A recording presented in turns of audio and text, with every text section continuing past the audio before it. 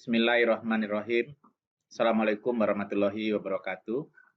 Bapak dan Ibu-ibu, saudara-saudara sekalian, pada kesempatan ini kita akan lanjutkan pembahasan kita mengenai neural network.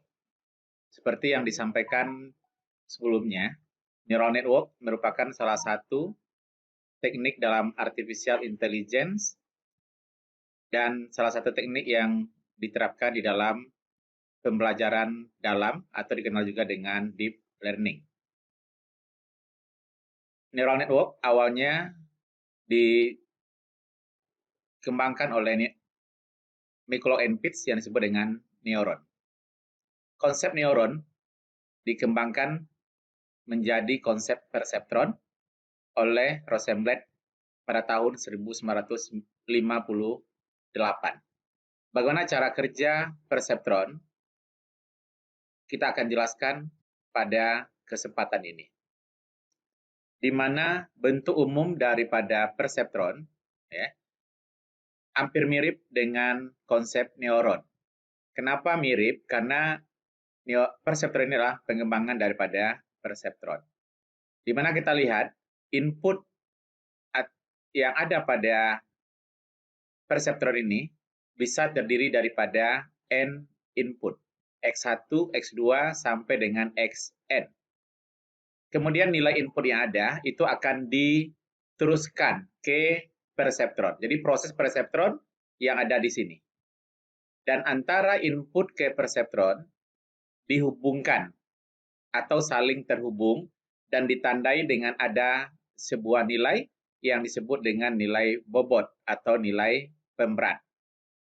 Berapa jumlah bobot yang ada itu disesuaikan dengan jumlah input yang ada. Kalau kita punya n input, maka kita akan punya n bobot. Dan seperti yang disampaikan sebelumnya, bobot bisa kita asumsikan dan pada waktu kita praktek nanti bobot kita bangkitkan dari sistem yang akan kita gunakan. Kemudian di perseptron akan diproses. Dan di perseptron ini sudah ada algoritmanya, sudah ada urutan-urutan proses yang akan kita lakukan. Beda dengan neuron tadi. Kalau di neuron kita hanya menghitung sigma XIWI. Ya, penjumlahan daripada perkalian antara input dengan bobot. Setelah didapatkan nilainya, kita bandingkan apakah nilainya besar sama dengan 0 atau kecil dari 0. Dan outputnya tergantung pada fungsi aktivasi yang kita gunakan. Sementara pada perseptron, karena dia merupakan pengembangan, di sini sudah ada algoritmanya, tahapan-tahapan proses yang akan dilakukan. Bagaimana tahapan prosesnya? Kita akan jelaskan di slide yang berikutnya. Hasil dari proses algoritma perseptron nanti akan dijadikan sebagai output untuk perseptron. Jadi ini adalah bentuk umum daripada perseptron. Lalu bagaimana algoritmanya? Algoritma daripada perseptron itu ada 4 tahapan. Yang pertama adalah tahap inisialisasi. Yang kedua disebut dengan tahap aktivasi. Dan yang ketiga disebut dengan step wake training. Dan yang keempat adalah proses iterasi atau pengulangan. Jadi ada 4 tahapan algoritma daripada perseptron. Yang pertama adalah inisialisasi. Pada tahapan inisialisasi ini, apa yang kita lakukan? Kita tahu bahwa inisialisasi adalah memberikan nilai awal. Nah, nilai awal yang mana yang akan kita berikan? Karena tujuannya di sini adalah memberikan nilai awal untuk variabel-variabel yang digunakan. Variabel mana saja yang akan kita berikan nilai awal? Nilai awal yang akan kita berikan itu adalah nilai inputnya, X1 sampai dengan Xn. Jadi nilai masing-masing variabel input itu harus dinyatakan di awal. Variabel mana lagi yang akan diberikan di awal? Yaitu nilai bobot. Kalau nilai bobot diasumsikan, berikan nilainya. Kalau bobot dibangkitkan dari sistem, maka bobot juga harus kita bangkitkan terlebih dahulu sebelum dilakukan pada proses perseptron.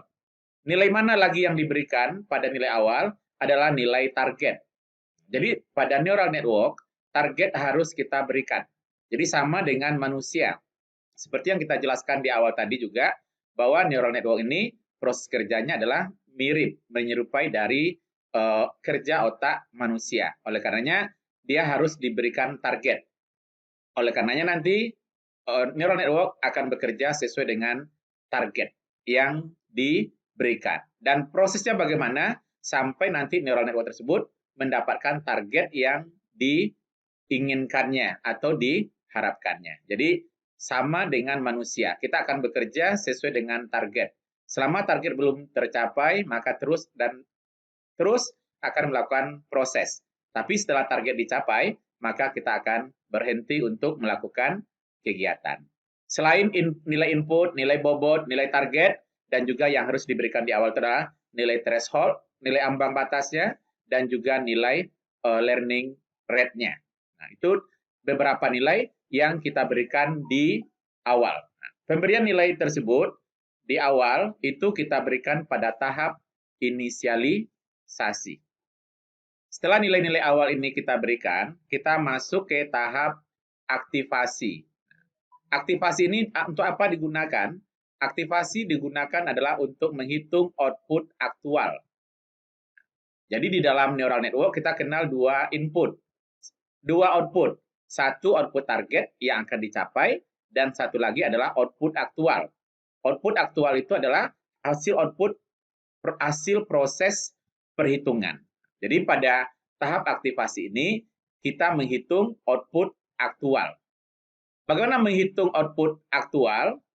Untuk menghitung output aktual, kita bisa gunakan rumus YP. Jadi adalah output aktual pada iterasi P sama dengan step. Nah, di sini adalah fungsi aktivasi. Seperti yang kita jelaskan pada bagian neuron, fungsi aktivasi ini kita sesuaikan dengan target yang akan dicapai oleh neural network kita. Kalau target yang mau dicapai oleh neural network kita nilainya adalah 0 atau 1, kita pakai step. Kalau target yang mau dicapainya adalah plus 1 atau min 1, maka kita pakai sign. Tapi kalau target yang mau dicapainya adalah berkisar dari 0 sampai 1, maka kita menggunakan sigmoid function. Nah, jadi nanti fungsi aktivasi di sini kita sesuaikan dengan target neural network yang kita gunakan.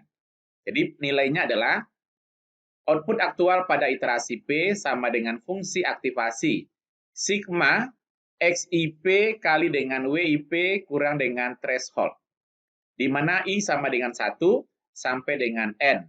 XI adalah input KI pada iterasi P kali dengan bobot KI pada iterasi P kurang dengan nilai threshold. Hasilnya nanti akan dijadikan sebagai output aktual. Jadi tahapan yang kedua adalah aktivasi untuk menghitung output aktual. Dan yang ketiga, tahapannya adalah wake training. Wake training ini digunakan adalah untuk melakukan proses pelatihan. Pelatihan digunakan untuk apa? Untuk mengupdate bobot. Jadi bobot yang diberikan di awal tadi, pada tahap inisialisasi, itu hanya bobot untuk iterasi pertama. Dan untuk iterasi-iterasi berikutnya, bobot itu kita akan update, kita akan perbaharui. Nah, sama dengan kita manusia. Untuk menyelesaikan permasalahan, kita menggunakan pengetahuan yang ada saat ini. Berarti itu adalah pengetahuan awal. Kalau pengetahuan awal bisa menyelesaikan masalah, maka itulah bobot atau pengetahuan yang kita gunakan dalam menyelesaikan permasalahan. Tapi kalau pengetahuan yang kita miliki saat ini tidak bisa menyelesaikan permasalahan, maka kita harus update kita punya bobot. Kalau kita manusia, bagaimana mengupdate pengetahuan kita? Kita bisa baca buku, bisa baca referensi, atau bisa mengikuti pelatihan-pelatihan, dan sebagainya. Begitu juga di dalam neural network, kalau bobot awal yang kita berikan tidak bisa menyelesaikan permasalahan, maka bobot tersebut kita update. Bagaimana mengupdate nilai bobot? Untuk mengupdate nilai bobot, rumusnya adalah bobot iterasi KI. Bobot KI untuk iterasi berikutnya, P plus 1, sama dengan bobot KI pada iterasi saat ini, tambah dengan delta bobot KI iterasi sekarang. Jadi saya ulang, bobot KI iterasi selanjutnya sama dengan bobot KI pada iterasi saat ini tambah dengan delta WIP. Di mana nilai delta WIP itu didapatkan melalui alpha learning rate kali input KI iterasi P kali dengan error. Nilai learning rate itu diberikan di awal. Nilai input juga sudah ada, tapi nilai error ini kita hitung. Nilai error bagaimana mendapatkannya? Nilai error didapatkan dari selisih antara target dengan output aktual. Jadi saya ulang, wake training ini digunakan adalah untuk mengupdate bobot. Bobot perlu kita update, ya, karena bobot yang diberikan di awal hanya untuk iterasi pertama. Bagaimana mengupdate bobot? Rumusnya adalah WIP plus 1 sama dengan WIP tambah dengan delta WIP. Di mana delta WIP sama dengan alpha learning rate kali dengan input kali dengan error. Dan error didapatkan dari selisih antara target kurang dengan aktual. Ini adalah iterasi step yang ketiga. Sementara step yang keempat itu adalah melakukan proses iterasi, proses pengulangan ke langkah 2. Dan proses ini kita lakukan secara berulang-ulang sampai nanti hasil output yang kita capai itu konvergen. Konvergen artinya adalah target sama dengan aktual atau errornya sama dengan 0. Jadi inilah 4 tahapan di dalam algoritma perseptron yang terdiri dari inisialisasi, memberikan nilai awal, aktivasi, menghitung output aktual, wake training untuk mengupdate bobot, dan yang keempat adalah untuk proses iterasi atau proses pengulangan ke langkah 2 sampai nanti hasilnya konvergen. Untuk lebih jelasnya bagaimana penggunaan daripada algoritma perseptron yang baru saja kita jelaskan, kita akan lihat contoh kasus sederhana yang kita akan selesaikan dengan menggunakan algoritma perseptron. Pada slide ini terlihat, ya, dan fungsi daripada perseptron dalam hal ini adalah untuk mengenali pola n-gate 2 variabel seperti manusia kenal. Jadi kita akan menggunakan perseptron sehingga nanti perseptron tersebut dapat mengenali pola n-gate 2 variabel seperti manusia kenal. Kalau kita manusia, logika atau untuk mengenali logika n-gate 2 variabel itu nilainya adalah jika inputnya 00, outputnya 0. Kalau inputnya 01, maka outputnya 0. Kalau 10, outputnya 0. Kalau 11, outputnya adalah 1. Dan kalau kita lihat dari slide ini, ya, dari slide ini, dengan threshold-nya 0,2 dan learning rate-nya 0,1, itu kita lihat perseptron dapat mengenali pola n-gate 2 variabel setelah dia melakukan proses pengulangan sebanyak 5 epoch. Dan pada epoch pertama kita lihat output aktualnya. Kalau kita bandingkan output aktual dengan target, itu baru 50% yang dikenali dengan tepat, yaitu pola 00 dan 01. Berarti 50%. Pada epoch yang kedua, yang sudah dikenali dengan tepat, itu ada 3. Berarti 3/4 yang sudah dikenali. Pada epoch yang ketiga, 2 pola yang dikenali. Pada epoch yang keempat, 3 pola. Pola 00, 01, dan 11.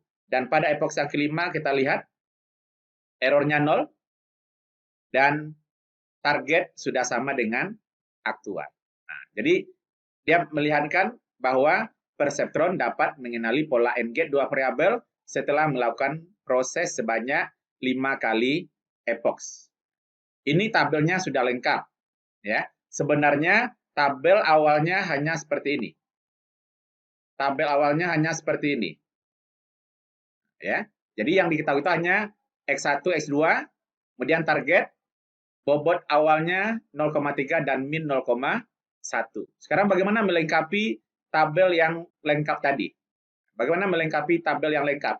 Tapi kita tidak bisa melengkapi semua tabel, karena kita harus melakukan proses kalkulasi yang banyak. Oleh karenanya, pada kesempatan ini saya akan melihatkan bagaimana proses penggunaan algoritma tadi dengan input awalnya 00, targetnya 0, bobot awal W1-nya adalah 0,3, dan bobot W2-nya min 0,1. Dan kalau kita gambarkan, neural network kita itu bentuknya adalah seperti ini. Bentuk neural network kita itu adalah seperti ini. Kita kan punya X1 dan X2. X1 dan X2. Karena kita mau mengenali pola NG2 variabel. Kemudian nilai X1 dan X2 ini terhubung ke perseptron. Karena kita menggunakan dua input, berarti kita di sini juga punya dua bobot, W1 dan W2. Kita asumsikan untuk iterasi ke-1. Iterasi ke-1 atau P sama dengan 1. Dengan input awalnya 00, ya. Dan targetnya juga 0. Kemudian W1 awalnya 0,3 dan W2-nya min 0,1. Kemudian nilai aktivasinya atau fungsi aktivasi yang kita pakai adalah step. Kenapa step yang kita pakai? Karena targetnya nilainya adalah 0 atau 1. Kemudian nilai threshold-nya 0,2 dan learning rate-nya kita misalkan 0,1. Jadi nilai-nilai ini harus didefinisikan pada tahap inisialisasi. Setelah kita definisikan pada tahap inisialisasi, kita masuk ke tahap aktivasi. Di mana rumusnya tadi adalah Y sama dengan step sigma XI WI kurang dengan threshold. I sama dengan 1 sampai dengan N. Nah, berarti step sama dengan, kita mulai dengan I-nya sama dengan 1. Berarti X1 kali W1 tambah W2 kali W2 kurang dengan nilai threshold. Kemudian masukkan nilai-nilainya. X1-nya adalah 0, W1-nya 0,3, X2-nya 0, W2-nya min 0,1, kurang dengan nilai threshold-nya 0,2. Kemudian kita dapatkanlah nilainya adalah min 0,2. Min 0,2 kita bandingkan. Apakah nilainya kecil dari 0 atau besar sama dengan 0. Ternyata min 0,2 ini adalah kecil dari 0. Sehingga karena nilainya kecil dari 0 dan fungsi aktivasi yang dipakainya adalah step, maka nilai target aktualnya sama dengan 0. Kemudian errornya adalah target atau YD kurang dengan aktual. Ya, 0 kurang 0 sama dengan 0. Sehingga nilai tersebut dapat kita masukkan ke tabel yang ada. Jadi untuk iterasi pertama dengan inputnya 00, targetnya 0, outputnya tadi adalah 0, kemudian errornya adalah 0. Ya, jadi ini aktivasi adalah untuk menghitung output aktual, dan error kita dapatkan dari selisih antara target dengan output aktual. Dan setelah kita hitung output dan error, kita masuk ke tahap yang ketiga. Tahap yang ketiga itu, tahap step-nya tadi adalah wake training.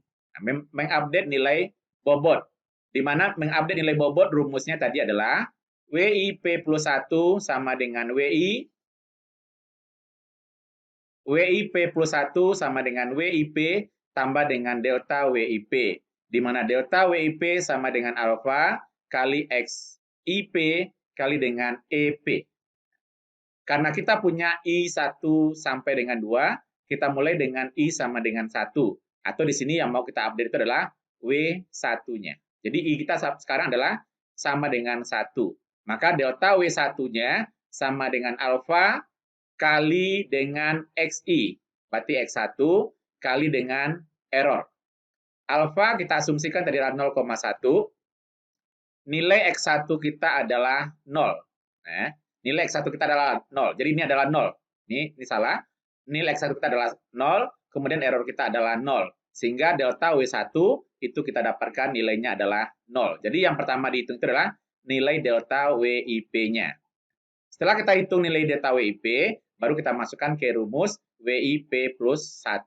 Berarti W1 untuk iterasi yang kedua, karena P-nya tadi 1, sekarang plus 1. Berarti W1 iterasi yang kedua sama dengan W1 kali dengan delta W1.